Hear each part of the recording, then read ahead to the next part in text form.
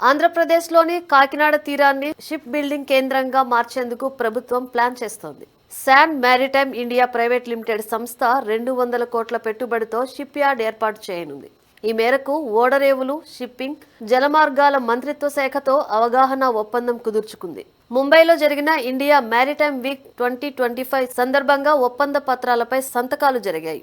కాకినాడలో ప్రధాన కార్యాలయం ఉన్న శాన్ మ్యారిటైమ్ తరపున డైరెక్టర్ షేక్ అహ్మద్ అలీషా, మంత్రిత్వ శాఖ తరపున shipping director general Shyam Jagannathan సంతకాలు చేశారు. కేంద్ర మంత్రి సర్బానంద సోనోవాల్ సమక్షంలో ఈ కార్యక్రమం జరిగింది. ప్రాజెక్టును 2026-27 ఆర్థిక సంవత్సరంలో ప్రారంభించేలా లక్ష్యం నిర్దేశించారు. షిప్ యార్డులో slipway, crawler crane, fabrication shed ఏర్పాటు చేయనున్నారు. షిప్ నిర్మాణం, రిపేర్, నిర్వహణ పనులకు అనుకూలంగా రూపొందిస్తారు. కనీసం 100 మందికి ప్రత్యక్ష ఉద్యోగ అవకాశాలు కల్పిస్తుంది. కేంద్రం సబ్సిడీలు, సాంకేతిక సహాయం అందిస్తుంది. ఇండియా మ్యారిటైమ్ వీక్లో 600కు పైగా ఒప్పందాలు, 12 లక్షల కోట్ల పెట్టుబడులు సాధించారు.